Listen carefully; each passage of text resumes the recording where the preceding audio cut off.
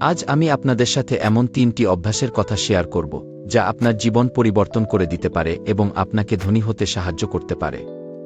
আপনারা কি ধনী হতে চান? কে না চায় বলুন? কিন্তু ধনী হওয়াটা শুধু ভাগ্যের উপর নির্ভর করে না। এর জন্য দরকার সঠিক অভ্যাস এবং চেষ্টা। অনেকেই ভাবেন ধনী হওয়া মানে প্রচুর টাকা থাকা, কিন্তু আসল সত্যিটা হলো ধনী হওয়া একটা মানসিকতা, একটা জীবনধারা। চারপাশে তাকিয়ে দেখুন, অনেক মানুষ আছেন যারা সাধারণ পরিবার থেকে এসেও আজ সাফল্যের শিখরে পৌঁছেছেন। তাদের সাফল্যের পেছনে রয়েছে কিছু বিশেষ অভ্যাস। আজ আমরা সেই অভ্যাসগুলো নিয়েই আলোচনা করব। আমি আপনাদের বলবো এমন ৩টি অভ্যাসের কথা যেগুলো অনুসরণ করে আপনিও আপনার আর্থিক অবস্থার উন্নতি ঘটাতে পারবেন। এই অভ্যাসগুলো শুধু আপনাকে ধনী হতে সাহায্য করবে না, বরং আপনার জীবনকে আরও সুন্দর এবং সফল করে তুলবে। তাহলে চলুন শুরু করা যাক। প্রথম অভ্যাসটি হল লক্ষ্য নির্ধারণ এবং পরিকল্পনা। বন্ধুরা, লক্ষ্য ছাড়া জীবনটা একটা নৌকার মতো যার কোনো গন্তব্য নেই। আপনি যদি ধনী হতে চান, তাহলে প্রথমে আপনাকে একটা সুস্পষ্ট লক্ষ্য নির্ধারণ করতে হবে। আপনি কত টাকা উপার্জন করতে চান, কখন করতে চান, এটা স্পষ্ট করে জানতে হবে। শুধু লক্ষ্য নির্ধারণ করলেই হবে না, সেই লক্ষ্য পূরণের জন্য একটা বাস্তবসম্মত পরিকল্পনাও তৈরি করতে হবে।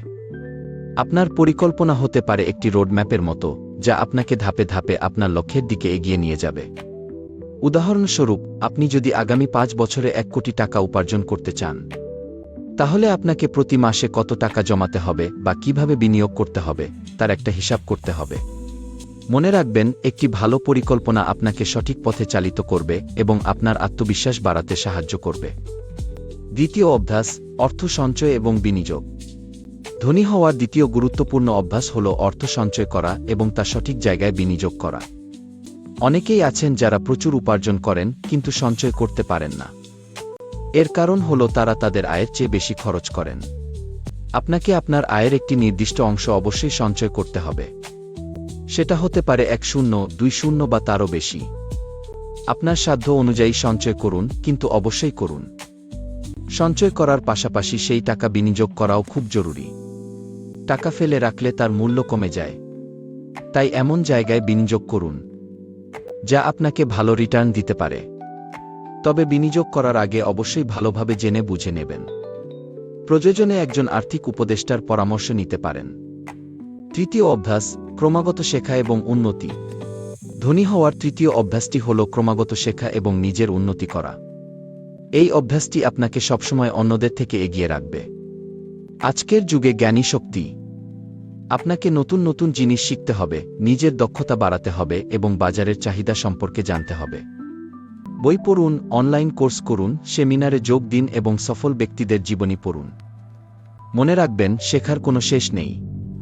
আপনি যত বেশি শিখবেন, তত বেশি সুযোগ আপনার সামনে আসবে এবং আপনি তত দ্রুত ধনী হতে পারবেন।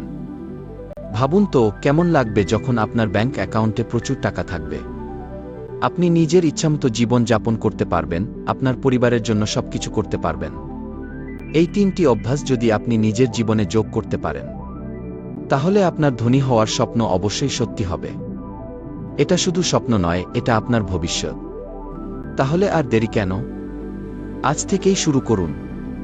আজই একটি লক্ষ্য নির্ধারণ করুন এবং সেই অনুযায়ী পরিকল্পনা তৈরি করুন। আপনার আয়ের একটি অংশ সঞ্চয় করুন এবং তা বিনিয়োগ করুন।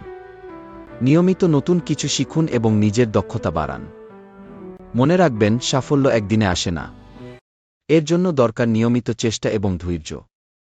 লেগে থাকুন, সফলতা আপনার কাছে আসবেই।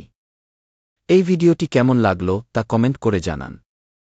আর কোনো বিষয়ে আপনারা জানতে চান সেটাও জানাতে পারেন।